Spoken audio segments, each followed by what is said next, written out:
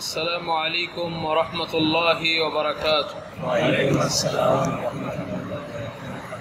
الحمد لله رب العالمين، والصلاة والسلام على أشرف الأنبياء والمرسلين نبينا محمد وعلى آله وصحبه ومن تبعهم بإحسان إلى يوم الدين. أما بعد، أعوذ بالله من الشيطان الرجيم. بسم الله الرحمن الرحيم. ألف لام ميم. ذلك الكتاب لا ريب فيه هدى للمتقين الذين يؤمنون بالغيب ويقيمون الصلاة ومما رزقناهم ينفقون والذين يؤمنون بما أنزل إليك وما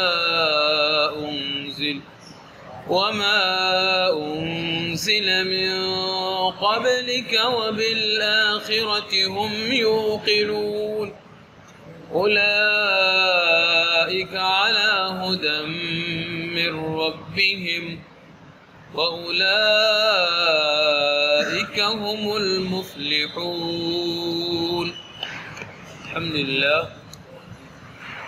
আজকের এই তাফসীর মজলিসের শুরুতেই মহান রব্বুল আলামিনের কৃতজ্ঞতা জ্ঞাপন করছি, যিনি আমাদেরকে বাছাই করে তার কোরআনের মজলিসে বসার তৌফিক দিলেন।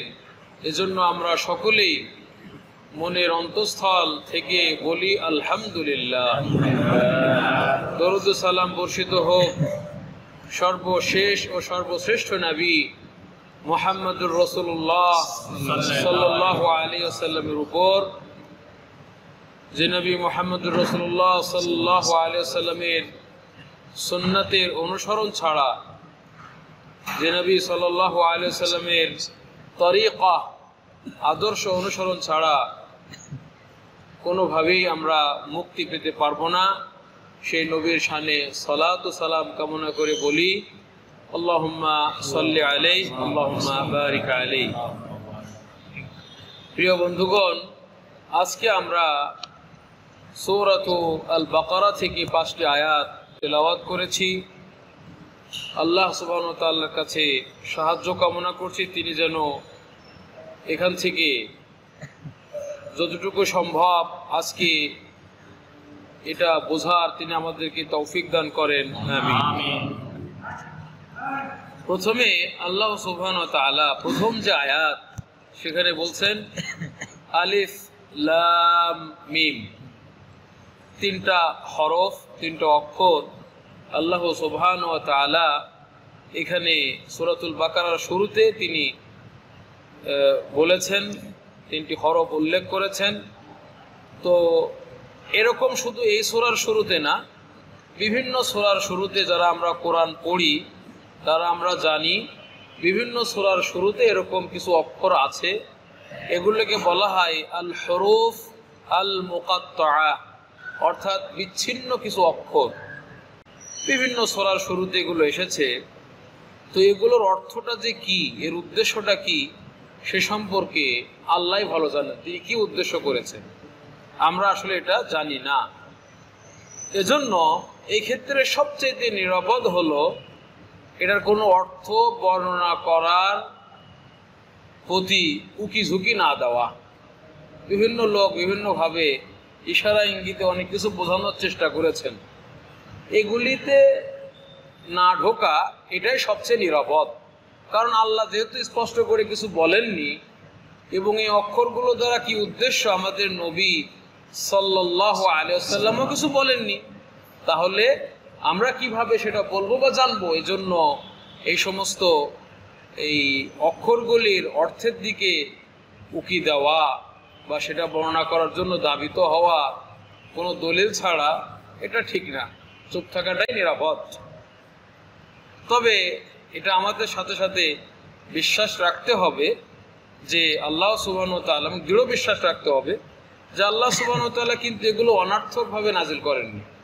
তিনি কি অনার্থক কিছু এই কোরআনে নাজিল করেছেন? করেননি। এটা বিশ্বাস রাখতে হবে যে না, এটার কোনো না কোনো হিকমা আছে, কোনো রহস্য এর পেছনে আছে, যেটা আমরা জানি না, আমাদের সেই ক্ষমতা বোঝার আল্লাহ তৌফিক দেননি। এটা আল্লাহর জ্ঞানে আছে, এটার কোনো না কোনো রহস্য আছে, এটা আল্লাহই ভালো জানেন। তবে হ্যাঁ, আমাদের লাভ এতটুকু আছে যে আমরা অর্থ না জানলেও এই তিনটা অক্ষর যদি আমরা পড়ি, আলিফ লাম মিম, তাহলে আল্লাহ সুবহানাহু ওয়া তাআলা এই তিনটা অক্ষরের বিনিময়ে আমাদের কয়টা নেকি দিবেন? 30টা নেকি দিবেন। সুবহানাল্লাহ। এটা তো অন্তত আমাদের লাভ, আমরা অর্থ না জানি।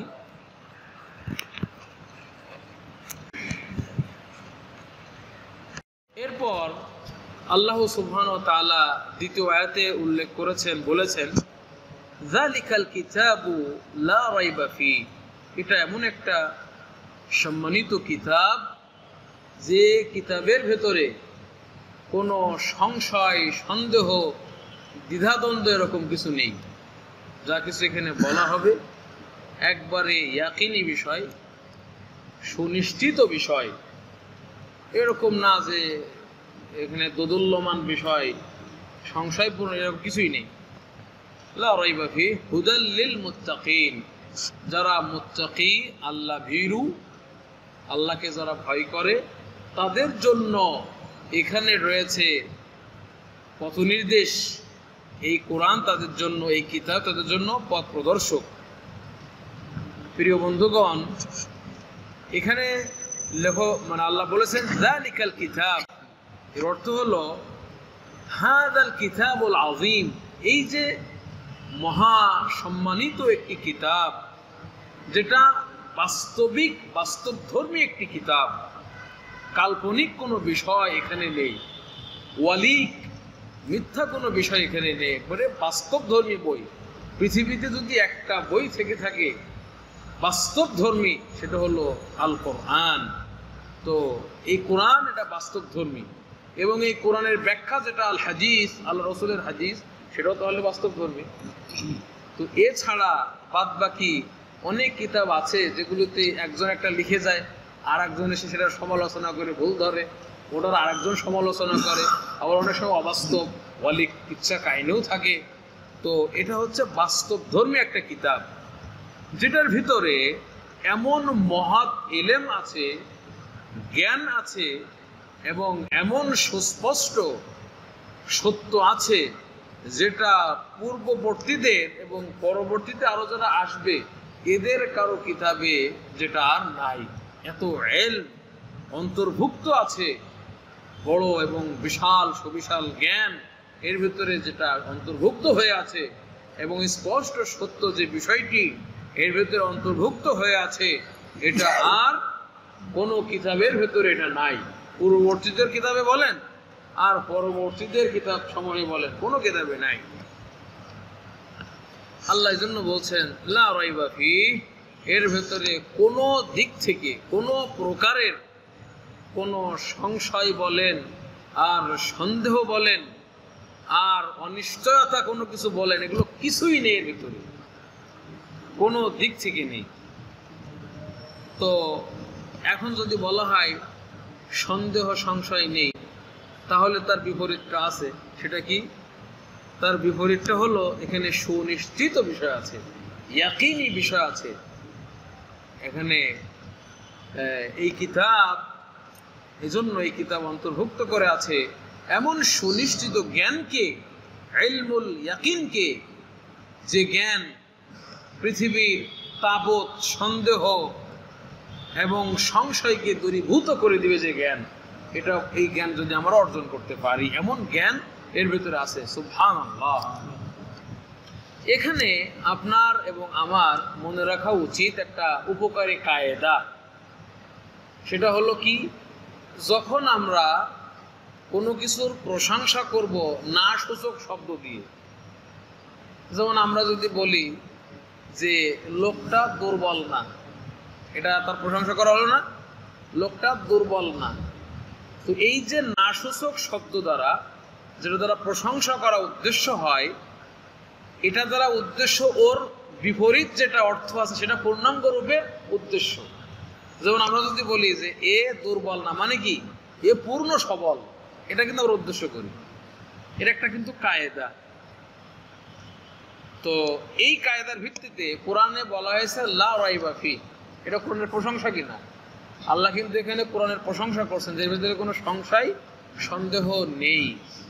তো এই কথা দ্বারা উদ্দেশ্য হলো তাহলে কি, এই কোরআন পরিপূর্ণ ইয়াকিন দ্বারা, সুনিশ্চিত বিষয় দ্বারা, আর এই যেহেতু আপনার এই কোরআনটা সুনিশ্চিত বিষয়ের উপরে অন্তর্ভুক্ত, এর ভিতরে সুনিশ্চিত বিষয় আছে, সুনিশ্চিত এলম আছে, আর হেদায়েত সঠিক পথ, এটা কি সুনিশ্চিত এলেম ছাড়া পাওয়া সম্ভব বলেন তো?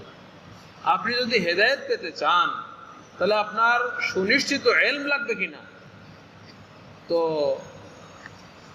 যেহেতু সুনিশ্চিত এলেম ছাড়া, জ্ঞান ছাড়া আপনি হেদায়েত পাবেন না, তাই এই কোরআনকে লা রাইবা ফি বলার পরপরই বলা হয়েছে হুদাল লিল মুত্তাকিন। এই কিতাব হচ্ছে আল্লাহ বিরুদ্ধের জন্য পথ প্রদর্শক, হেদায়েত। সুবহানাল্লাহ। কারণ ইয়াকিন ছাড়া তো হেদায়েত সম্ভব না। আর আগেই তো বলা হলো যে সন্দেহ নেই, মানে এর ভিতরে ইলমি ইয়াকিন আছে, পরিপূর্ণ সুনিশ্চিত জ্ঞান আছে। তাই এইটা তার জ্ঞান দ্বারাই মানুষদেরকে সঠিক পথে, মুত্তাকিনদেরকে সঠিক পথে পরিচালিত করতে সক্ষম এই কিতাব। এখান থেকে বোঝা গেল যে এলেম ছাড়া কেউ সঠিক পথে চলতে পারে না। যে যতই দাবি করুক কোরআনের জ্ঞান নাই, হাদিসের জ্ঞান নাই, আমি সঠিক পথে আছি, এটা ভুল কথা। কারণ এই কোরআনকেই বলা হয়েছে হুদাল লিল মুত্তাকিন, অর্থাৎ এই কোরআন দ্বারা। আর হুদা কাকে বলা হয়? কোরআনকে হুদা বলা হয়েছে না, হুদাল লিল মুত্তাকিন। তো হুদাটা কি? হুদা হচ্ছে এমন জিনিস যার দ্বারা গুমরাহি থেকে এবং নানা ধরনের কুসংস্কার এবং সংশয় থেকে, সন্দেহ থেকে কি পাওয়া যায়? পথ পাওয়া যায়, হেদায়েত পাওয়া যায়। যার মাধ্যমে হেদায়েত লাভ হয় গুমরাহি থেকে, সংশয় থেকে, সেটাকে বলা হয় কি? হুদা। এবং যার মাধ্যমে পথ নির্দেশ পাওয়া যায়, নির্দেশনা পাওয়া যায় উপকারী পথে চলার, কোন পথটা আমার জন্য উপকারী, দুনিয়ার ক্ষেত্রে কোনটা পথ আমার জন্য উপকারী এবং পরকালে আমার জন্য কোনটা উপকারী, এই পথে যার মাধ্যমে চলা যায় সেটাকে বলা হয় হুদা। আর সেটাই হচ্ছে কি? আল কোরআন। সুবহানাল্লাহ। তার মানে কোরআনই আমাদেরকে পরিচালিত করবে উপকারী পথে, যেটা আমাদের উপকার করবে দ্বীনের ক্ষেত্রে এবং দুনিয়ার ক্ষেত্রে। বলেন সুবহানাল্লাহ। এরপরে আল্লাহ সুবহানাহু ওয়া তাআলা বললেন যে হুদা, মুত্তাকিনদের জন্য এটা কি? হুদা। তার মানে পথ প্রদর্শক। তো কিসের পথ দেখাবে সেটা কিন্তু আর বলেন নাই। কেন? কারণ এই কোরআন যে কত কল্যাণের পথ দেখায় সেটার কোনো হিসেব নেই। এই জন্য আল্লাহ একসাথে কয়টাও এখানে বলা যায়। এই জন্য মানে এমন একটা শব্দ বলেছেন যে যত হেদায়েতের পথ আছে সবগুলো পথ এই কোরআন দেখায়, যত কল্যাণের পথ আছে সবগুলো এই কোরআন দেখায়। এই জন্য বলা হয়েছে পথ প্রদর্শক। কোন দিকে দেখায় সেটা বলা হয়নি। এক কথা, দুনিয়া এবং আখিরাতে যত কল্যাণের পথ আছে বান্দার জন্য, সমস্ত কল্যাণের পথ দেখায় এই কোরআন। এই জন্য বলা হচ্ছে যে এখানে নির্দিষ্ট করে বলা হয়নি যে এই কোরআনটা ওই কল্যাণের দিকে পথ দেখায় অথবা অমুক জিনিসের দিকে পথ দেখায়। কারণ এর দ্বারা আল্লাহ চেয়েছেন ব্যাপক অর্থ বোঝাতে যে বান্দার উভয় জগতের যত কল্যাণ আছে সমস্ত কল্যাণের পথ এই কোরআন দেখায়। তাই এই কোরআন হচ্ছে, এই কিতাবটা হচ্ছে মুর্শিদ, পথ প্রদর্শক সমস্ত বান্দার জন্য। আপনার মৌলিক বিষয়ে, শাখা প্রশাখা যত বিষয় আছে সে সকল বিষয়েও, এক কথা সকল বিষয়ে এটা পথ প্রদর্শক। এই কোরআন এটা হচ্ছে মিথ্যা থেকে, বাতিল থেকে সত্যকে স্পষ্টভাবে বর্ণনাকারী। এই কোরআন এটা পার্থক্যকারী, কোনটা সহি আর কোনটা দাঈফ, কোনটা শুদ্ধ কোনটা অশুদ্ধ। এবং এই কোরআন এটা বর্ণনাকারী বান্দার জন্য যে কিভাবে তারা তাদের জন্য উপকারী যে সমস্ত পথ রয়েছে সেই পথে কিভাবে চলবে, দুনিয়ার উপকার পরকালের উপকার, এই উপকারী পথে তারা কিভাবে চলবে, এই কোরআন সেটা তাদের জন্য স্পষ্টভাবে খুলে খুলে এটা বর্ণনা করে। আল্লাহ এই স্থানে বলেছেন হুদাল লিল মুত্তাকিন, তাই বলেছেন না, লা রাইবা ফি হুদাল লিল মুত্তাকিন। আবার আল্লাহ অন্য জায়গায় বলেছেন হুদাল লিন নাস, হুদাল লিন নাস, এখানে বলেছেন আল্লাহ বিরোধীদের জন্য হেদায়েত দানকারী, পথপ্রদর্শক। অন্য জায়গায় বলেছেন সকল মানুষের জন্য পথপ্রদর্শক। কারণটা কি? কারণ হলো আসলে এই কোরআনটা গোটা মানব জাতির জন্য পথপ্রদর্শক। হিন্দু হোক, বৌদ্ধ হোক, খ্রিস্টান হোক, আস্তিক হোক, নাস্তিক হোক, যত ধর্ম বর্ণ যা কিছু আছে সকল মানুষের জন্য এই কোরআন কি পথ প্রদর্শক। কিন্তু কথা হলো যারা হতভাগ্য, যারা দুর্ভাগা, যাদের ভাগ্যে ভালো কিছু নেই, এই সমস্ত লোকেরা তারা একটু মাথা উঁচু করে দেখলো না যে কোরআনে কি আছে। কিন্তু কোরআনের শক্তি আছে সকলকে পথ দেখানোর, কিন্তু হতভাগ্যরা মাথা তুলে দেখলো না যে আছে কি ওর ভিতরে। এবং তারা এই আল্লাহর যে হেদায়েত কোরআন, এটাকে তারা কবুল করে নাই, এটা গ্রহণ করেনি। ফলে তাদের বিরুদ্ধে আল্লাহর প্রমাণ প্রতিষ্ঠা হয়ে গিয়েছে, আর তাদের বাঁচার সুযোগ নেই। কিয়ামতের দিন বলতে পারবে না যে আল্লাহ আমরা তো এরকম কিছু ভাই নাই। অতএব আজকে যেহেতু যারা এই কোরআনের দিকে যারা বেধর্মী যারা আছে, যারা অবিশ্বাসী আছে, যারা কোরআনকে মানে না, এরা নিজেদের হতভাগ্যের কারণে, নিজেদের দুর্ভাগ্যের কারণে তারা এই কোরআন দ্বারা যেহেতু উপকৃত হয় নাই, তাই প্রকৃত উপকার এই কোরআনে কাদের জন্য আছে? আল্লাহ বিরোধীদের জন্য।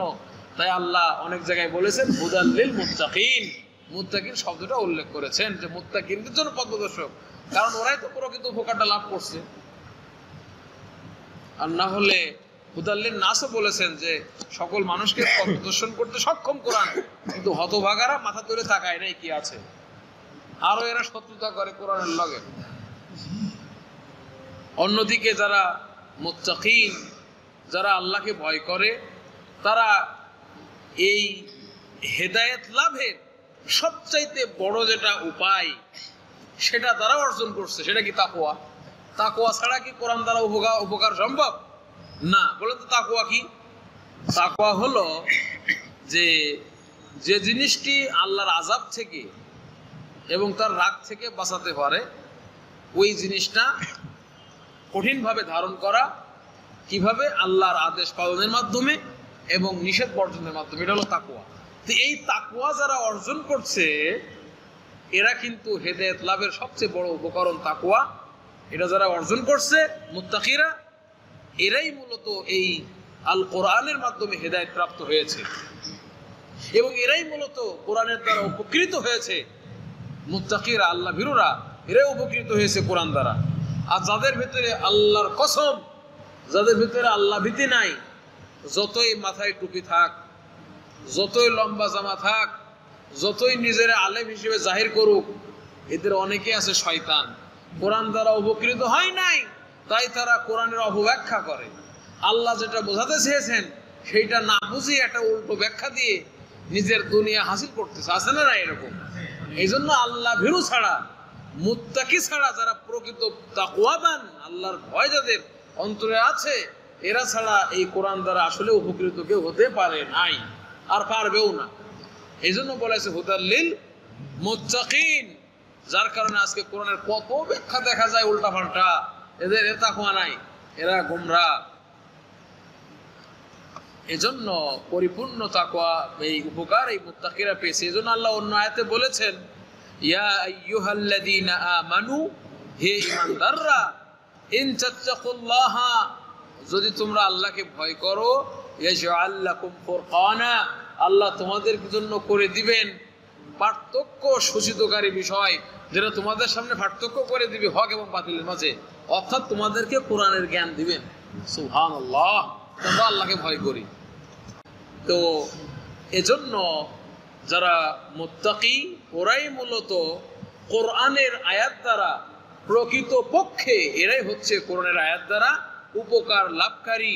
এবং জাগতিক যে সমস্ত আল্লাহর নিদর্শন আছে, এই জগতে আল্লাহর কত নিদর্শন আছে না, আল্লাহ যে আছেন সেটার প্রমাণস্বরূপ, এটা দ্বারাও যাদের অন্তরে আল্লাহর ভয় আছে তারাই মূলত উপকার লাভ করতে পারে। আলহামদুলিল্লাহ। প্রিয় বন্ধুগণ, আপনারা এটাও জেনে রাখা দরকার, হেদায়েত কিন্তু দুই প্রকার। হেদায়েত কয় প্রকার? দুই প্রকার। একটা হলো পথ দেখিয়ে দেওয়া, আর একটা হলো পথে চলা।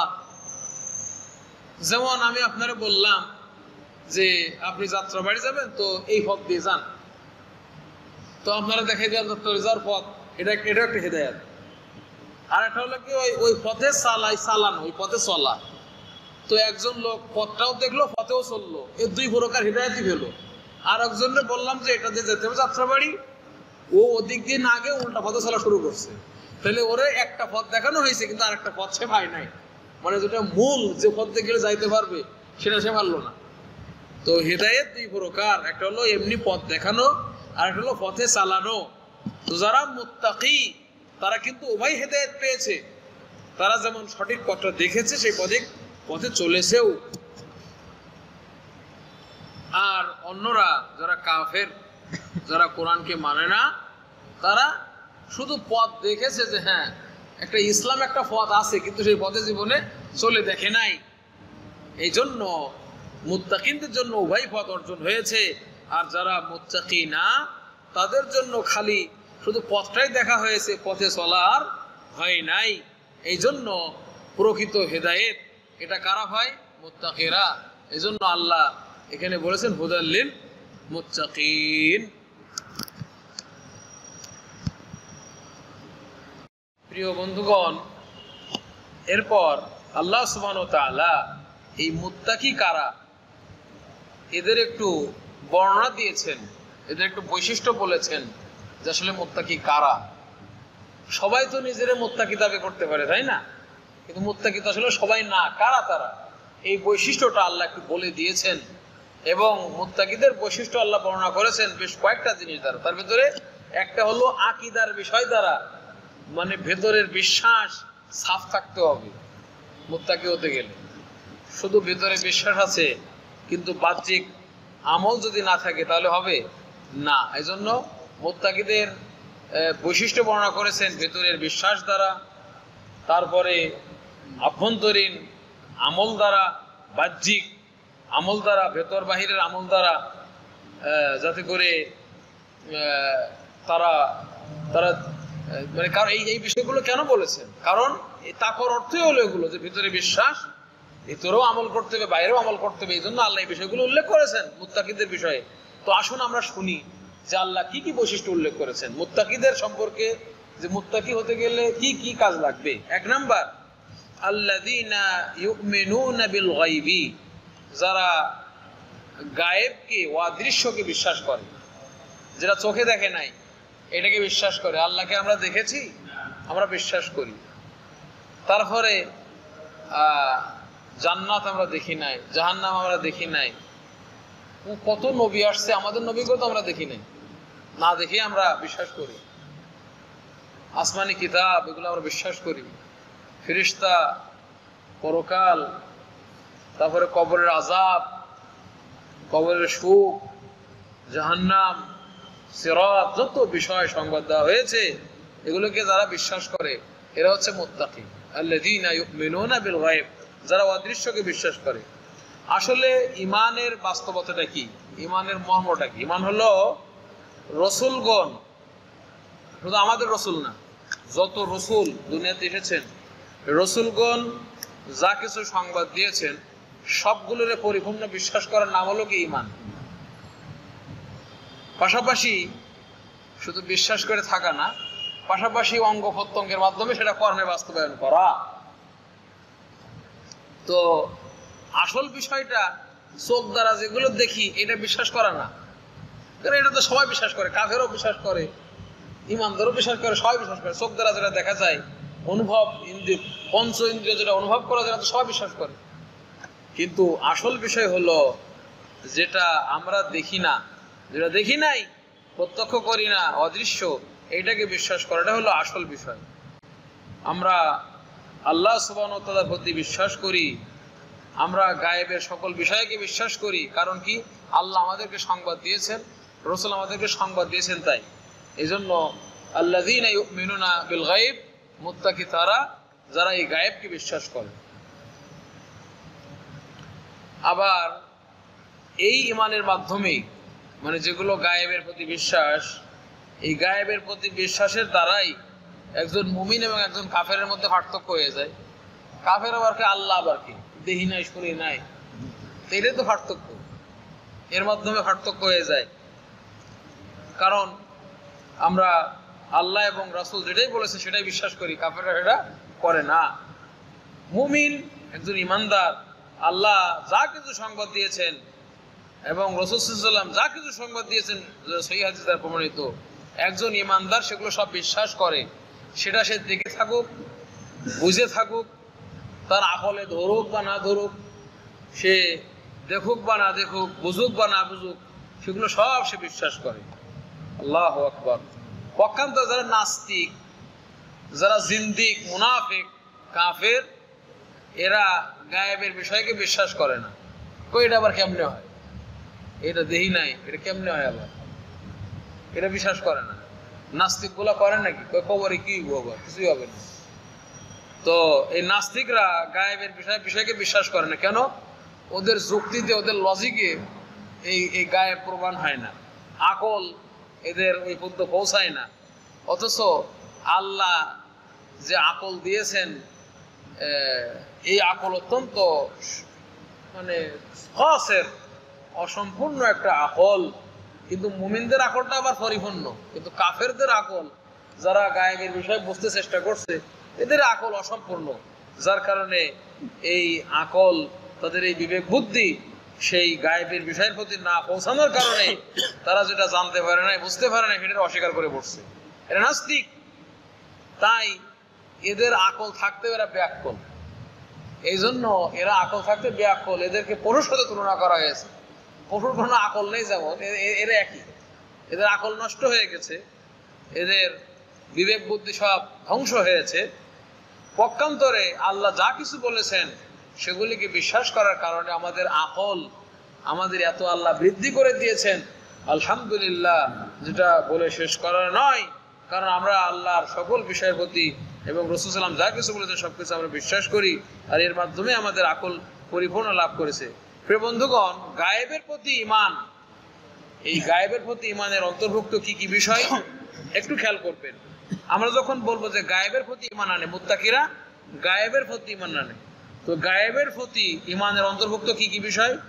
সকল বিষয় যেগুলি আল্লাহ এবং তার রাসূল সাল্লাল্লাহু আলাইহি ওয়াসাল্লাম সংবাদ দিয়েছেন অতীতের বিভিন্ন, আল্লাহ অতীতের বিভিন্ন বিষয়ে যেগুলো আমরা দেখি নাই, গায়েবী বিষয় যা কিছু সংবাদ দিয়েছেন সবগুলোর অন্তর্ভুক্ত। যেগুলো ভবিষ্যৎ সম্পর্কে আল্লাহ জানিয়েছেন কোরআনে এবং রসুলকে ওহীর মাধ্যমে যেগুলো জানাতে বলেছেন আল্লাহ, সেগুলোকে গায়েবের অন্তর্ভুক্ত। অনুরূপভাবে পরকালের বিভিন্ন বিষয় সম্পর্কে আল্লাহ জানিয়েছেন না কোরআনে, রাসূল সাল্লাল্লাহু আলাইহি ওয়াসাল্লাম যেগুলো জানিয়েছেন, এগুলো সব গায়েবের অন্তর্ভুক্ত। এগুলো সব বিশ্বাস করতে হবে। এবং যারা মুত্তাকি তারা বিশ্বাস করে। এবং আল্লাহর বৈশিষ্ট্য আছে না, আল্লাহর সিফাত, গুণাবলী, এগুলোর বাস্তবতা সম্পর্কে যেটা আল্লাহ সংবাদ, এগুলো বাস্তব। কিন্তু মুসলমানদের মধ্যে একদল আছে, এরা কয় যে এগুলো বাস্তব না। আল্লাহর হাত আছে, কয় এটা বাস্তব না। কি ওইটা রূপক অর্থ? চিন্তা করেন তো। এইটা করলে ঈমান হবে, ঈমান প্রকৃত ঈমান ধরা যাবে না। আল্লাহ যেটা নিজের বৈশিষ্ট্য সম্পর্কে সংবাদ দিয়েছেন, যে আল্লাহর হাত আছে, আল্লাহর সিফাত যেগুলি, আল্লাহর চোখ আছে, আল্লাহর কুদরাত, শক্তি, যা কিছু আল্লাহ নিজের বৈশিষ্ট্য সম্পর্কে সংবাদ দিয়েছেন, এগুলোর বাস্তবতা আছে। কিন্তু আমরা কি জানি কেমন? এগুলোর ধরনও আছে, কিন্তু আমরা কি ধরনটা জানি? এইগুলো সব গায়েবের বিষয়। এইগুলো ঈমান আনতে হবে যে না, আল্লাহর যেগুলো বৈশিষ্ট্যগুলো আছে এবং ধরনও আছে, তার ধরন তার মতো, এই সিফাতের ধরন যেগুলো তার সাথে মানায়, আমরা জানি না। ওরকম ভাবে রাসূল সাল্লাল্লাহু আলাইহি ওয়াসাল্লাম যেগুলো সংবাদ দিয়েছেন সেগুলো বিশ্বাস করা গায়েবের বিষয়, পূর্বের বিষয়, পরের বিষয়, আখিরাতের বিষয়। তো যারা মুমিন, যারা মুত্তাকি, তারা এই আল্লাহর সিফাতগুলিকে বিশ্বাস করে, সেগুলো আছে এটা বিশ্বাস করে এবং দৃঢ় বিশ্বাস করে, যদিও তারা বোঝে না যে কেমন। আমরা কিন্তু বুঝি না যে আল্লাহর হাতটা কেমন, আল্লাহ কেমন, আমরা বুঝি না, তারপর আমরা বিশ্বাস করি কিনা। এগুলো সব গায়েবের প্রতি ঈমানের অন্তর্ভুক্ত।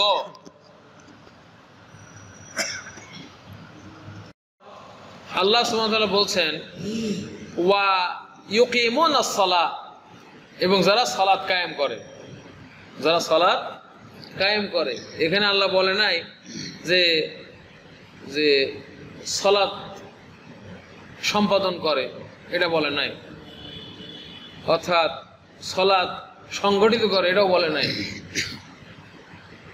কারণ শুধুমাত্র বাহ্যিকভাবে সালাত সম্পাদন করলেই এটার ইকামতুস সালাহ বলা হয় না, এটা লাভও হবে না। তো তাহলে কি বলেছেন আল্লাহ? ইউকিমুনাস সালাহ, সালাতকে কায়েম করে, অর্থাৎ সালাতকে বাহ্যিকভাবে তার যেটা আরকান রয়েছে, সমস্ত আরকান সেগুলো তারা আদায় করে, যেগুলো ওয়াজিব রয়েছে সালাতের সেগুলো তারা পালন করে, যেগুলো শর্ত রয়েছে সে শর্ত তারা পূরণ করে সালাতটা প্রতিষ্ঠা করে, সালাতটা কায়েম করে, বাস্তবায়ন করে। এটা না হলো কি ইউকিমুনাস সালাহ। শুধু তাই না, বাহ্যিকভাবে শুধু প্রতিষ্ঠা করে না, সালাতের যেটা রূহ, সালাতের যেটা প্রাণ, সেই প্রাণটাকেও তারা বাস্তবায়ন করে। এমন না যে বাহ্যিকভাবে আরকান, শুরুত, ওয়াজিবাত শুধু করে, তা না, বরং সালাতের যেটা প্রাণ, সালাতের প্রাণ কি জিনিস একটু শুনুন। সালাতের প্রাণ হলো সালাতের ভিতরে অন্তরটা হাজির রাখা, এটা হলো সালাতের প্রাণ। তো যারা সালাত কায়েম করে মানে শর্ত পূরণ করে, আরকান আছে, ওয়াজিব সবকিছু করে, পাশাপাশি সালাতের ভিতরে নিজেকে হাজির রাখে। অনেকে আছে নামাজে ইমামের পেছনে দাঁড়ায় আছে ঠিকই, কিন্তু দেখা যায় একবার দোকানে যাচ্ছে, একবার বাড়িতে ঘুরে আসে, একবার কি খাবে সেই চিন্তা করে, মানে অন্তরটা যে সালাতের ভিতরে থাকবে এটা নাই। এটা হলো সালাতের রূহ। রূহ ছাড়া সালাত পড়লে এ সালাতের কোনো ফায়দা আছে? তো যারা ইউকিমুনাস সালাহর অর্থ হলো এটা হলো সঠিক ব্যাখ্যা। আর একদল রাজনৈতিক ব্যাখ্যা দেয়। রাজনৈতিক ব্যাখ্যা কি? ওই যে সালাত শুধু নিতে পড়লে হবে না, রাষ্ট্রীয়ভাবে পড়াতে হবে, অতএব ক্ষমতায় আগে যাইতে হবে, মিছিল মিটিং কইরা এরপরে রাষ্ট্রীয় সালাত কায়েম করতে হবে। এটার মানে হলো ইউকিমুনাস সালাহ। না, এই অর্থ এটা না। রাষ্ট্রে আপনি যেতে পারেন বা না পারেন, ইকামতুস সালাত রাষ্ট্রে না গেলে হবে না? অবশ্যই হবে। কিন্তু হ্যাঁ, আলহামদুলিল্লাহ, রাষ্ট্রীয়ভাবে যদি সালাত সরকার নির্দেশ এবং মায়েরও দেয় সালাত না পড়লে আরো ভালো। কিন্তু এটা উদ্দেশ্য নয় ইকামতুস সালাত দ্বারা। ইকামতুস সালাত দ্বারা উদ্দেশ্য হলো যে আপনি সালাতটাকে আদায় করবেন, বাহ্যিকভাবে সুন্দরভাবে তার রোকন আদায় করবেন, ওয়াজিবাতগুলো পালন করবেন, তার যেটা শর্ত আছে সেটা পালন করবেন, এবং তার রূহ যেটা, সালাতের প্রাণ যেটা, অর্থাৎ সালাতের ভিতরে নিজেরা হাজির রাখবেন। অন্যখানে ঘুরে বেড়াতে যাবে না, সালাতের ভিতরে এসে দিয়ে আপনি সালাতে কি বলতেছেন এটাও আপনার খেয়াল রাখতে হবে। সালাতে আপনি কি করতেছেন, কি বলতেছেন, এগুলো একটু আপনাকে বুঝতে হবে। এটা হলো সালাতের প্রাণ। তো এই হলো সেই সালাত। এরকম ভাবে যদি সালাত কায়েম করা হয়, সেই সালাত সম্পর্কে আল্লাহ বলেছেন ইন্নাস সালাতা, নিশ্চয় সালাত, তানহা নিষেধ করে, বারণ করে, আনিল ফাহশাই, জঘন্য অশ্লীল কাজ থেকে, নোংরামি থেকে, ওয়াল মুনকার, এবং বর্হিত কাজ থেকে। এই সালাতই নিষেধ করতে পারে। না হলে সালাত পড়ে মানুষ, আবার দেখা যায় যে এগুলো থেকে বিরত থাকতে পারে না, বুঝতে হবে সালাতে সমস্যা আছে। আল্লাহু আকবার। তো এই হচ্ছে সেই সালাত, যে সালাতটা পড়লে সওয়াবটা পাওয়া যাবে। ইকামাতুস সালাহ, এই সালাতেই সওয়াব পাওয়া যাবে। বান্দা যে সালাত পড়ে বোঝে না কি করতেছে, মানে অনেক সময় দেখা যায় সালাতে দাঁড়িয়ে আছে, ইমাম 3 রাকাত পড়লো না 4 রাকাত পড়লো, এটারও খবর নাই, কি ইমাম বলতেছে সেটাও শোনে না। নিজে যেটা আপনার সুবহান রাব্বিয়াল আলা, যে এগুলো পড়ে না, অনেক সময় অন্য চিন্তায় মগ্ন থাকে। তো এগুলোর সওয়াব হয় না। সওয়াব যতটুকু সে বসবে সালাতে, অতটুকু তার নামাজ সওয়াব হবে। এজন্য বলা হয় লা সাওয়াবা লিল আবদি মিন সালাতিহি ইল্লা মা আকালা মিনহা। সলাতে যেটুকু বোঝে ওইটুকু করে সওয়াব হয়, তাছাড়া হয় না। তো এখানে ইউকিমুনাস সালাহ, যারা সালাত কায়েম করে এই কথা বলা হয়েছে না। এই কথা বলা দ্বারা উদ্দেশ্য হলো শুধুমাত্র ফরজ সালাত না, ফরজ নফল সব ধরনের সালাত উদ্দেশ্য।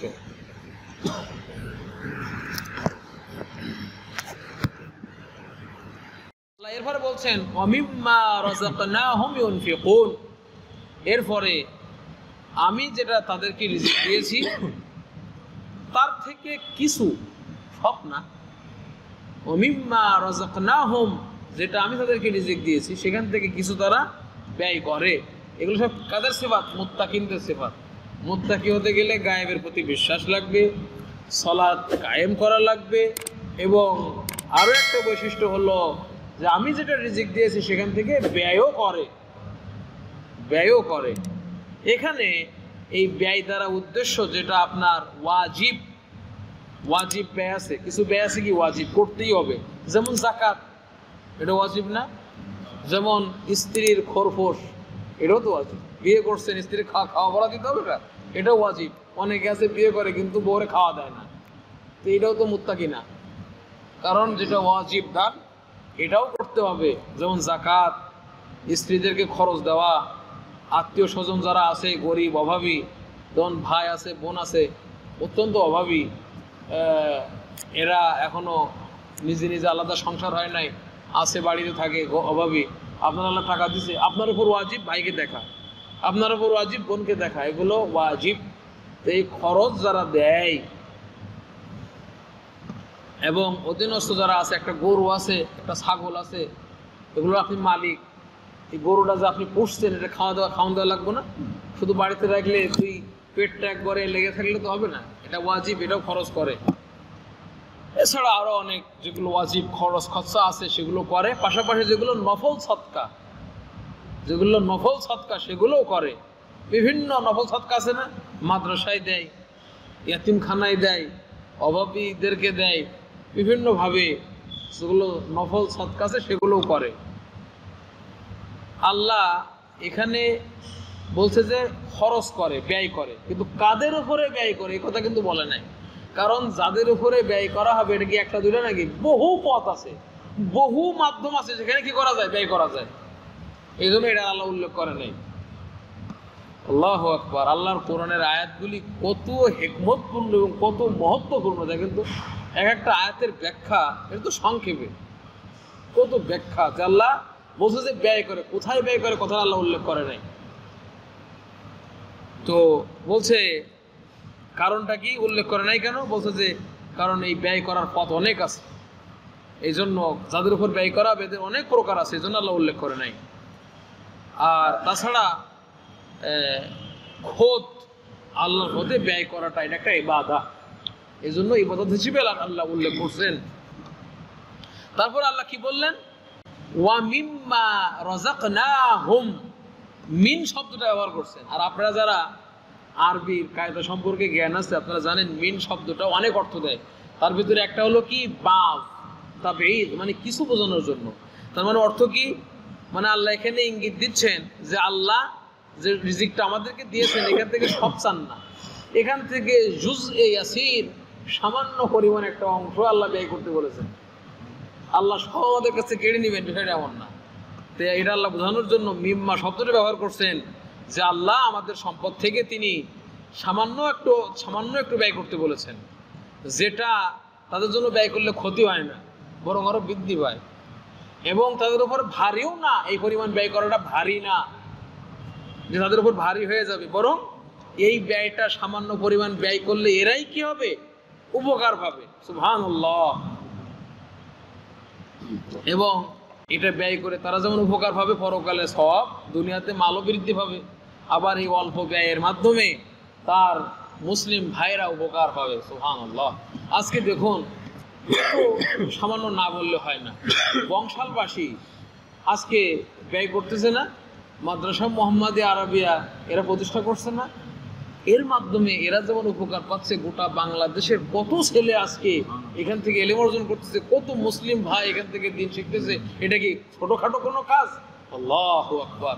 এর মতো বড় কাজ আর কি আছে? তো এটার উপকার দেখেন তো, তো ওয়াফি কওলিহি আল্লাহ বলছেন রাযাকনাহুম, যেটা আমি রিজিক দিয়েছি, এই কথা দ্বারা আল্লাহ ইশারা করলেন, ইঙ্গিত দিলেন যে দেখো এই যে টাকা পয়সা, ধন দৌলত, গাড়ি বাড়ি, এত সম্পদ, এই যে দেখতেছো তোমরা দুই চোখ দিয়ে, এই সম্পদ যেটা তোমাদের সামনে আছে, এটা কিন্তু নিজের শক্তি দিয়ে অর্জন করতে পারো নাই। এটা তুমি তোমার কর্তৃত্ব দিয়ে এটা তুমি পারো নাই। কারণ কত লোক তো খাটতে খাটতে মানে একবারে মরার মতো, কিন্তু কি টাকা পয়সা কামাইতে পারে না। আল্লাহ যে দেয় নাই ওরে, তাহলে এটা আল্লাহ যারে দেয় আল্লাহ দেয়, এটা আল্লাহ দিচ্ছে। এটা এমন আমার কোনো কর্তৃত্ব এখানে নাই, আমার কোনো শক্তির মাধ্যমে এখানে আমি এটা পাই নাই। নাহলে একই কাজ দুজন করে, একজন পায় আর একজন পায় না। একই ব্যবসায় একসাথে খুঁজছে দুইজন, দেখা গেলো যে একজন 1 মাসের মধ্যে 1 কোটি টাকা কামাইছে আর একজন 1 কোটি টাকার লস খাইছে। একই স্কুল থেকে লেখাপড়া করছে, মনে করেন মার্কেটিং এর উপরে লেখাপড়া করে মার্কেট দিচ্ছে, এরকম হয় না? হয় না। কারণ কে দেয়? এটা দেয় কি? আল্লাহ দেয়। এই জন্য ওয়ামিম্মা রাযাকনাহুম, এই জন্য চিন্তা করতে হবে এটা যে আল্লাহ দিছে, ওখান থেকে আমি আবার আল্লাহর পথে কিছু দিচ্ছি। সুবহানাল্লাহ। ওয়া রাযাকনাহুম, এটা বলছে। অতএব বোঝা গেল যে এটা আল্লাহর রিজিক, যেটা আল্লাহ তোমাদেরকে দিয়েছেন, তোমাদের উপরে এর মাধ্যমে অনুগ্রহ করেছেন। অতএব আল্লাহ যেমন তোমাদের উপরে অনুগ্রহ করেছেন, অনেক বান্দার উপরে তোমাদেরকে এই রিজিক দিয়ে শ্রেষ্ঠত্ব দিয়েছেন, অতএব তোমরা আল্লাহর কৃতজ্ঞতা প্রকাশ করো। যেটা আল্লাহ অনুগ্রহ করেছেন এখান থেকে কিছু ব্যয় করে, এবং এর মাধ্যমে তোমাদের নিঃস্ব ভাইদের সাথে একটু সহমর্মিতা তোমরা দেখাও। আল্লাহ এই সালাত এবং যাকাত অনেক জায়গায় একসাথে উল্লেখ করেন, তাই না? কারণটা কি? কারণ সালাত এটা আল্লাহর প্রতি ইখলাস, যেটা আল্লাহর কাজ, আল্লাহর প্রতি ইখলাস, একনিষ্ঠতা এর ভিতরে রয়েছে। আর যাকাত এবং খরচ খরচা ব্যয় যেটা, এটার মাধ্যমে আল্লাহর বান্দাদের প্রতি সহানুভূতি প্রকাশ, এই বিষয়টা এখানে রয়েছে যাকাতের ভেতরে, ব্যয়ের ভেতরে। তাই বান্দা যদি দুনিয়াতে এবং আখিরাতে সফল হতে চায়, সৌভাগ্যশীল হতে চায়, এই দুইটা বিষয়ের ভিতরে তাকে জমা করতে হবে। একটা কি? আল্লাহর জন্য ইখলাস, আর মানুষকে উপকার করা। মানুষকে উপকার করা, এটার মাধ্যমে সে সফল হতে পারবে। অতএব আর পক্ষান্তরে যদি কেউ হতভাগ্য, যদি এই দুইটা কোনো কাজ, এই দুইটা কাজ যদি কেউ না করতে পারে, অর্থাৎ আল্লাহর জন্য ইখলাস যদি না থাকে এবং মানুষের উপকার যদি করতে না পারে, তাহলে সে হচ্ছে হতভাগ্য। তো এই পর্যন্ত ইনশাআল্লাহ আজকে। এরপরে আমরা বাকি আয়াতগুলির ব্যাখ্যা আগামী বৈঠকে শুনবো। আল্লাহ যেন আমাদেরকে তৌফিক দান করেন, আমিন।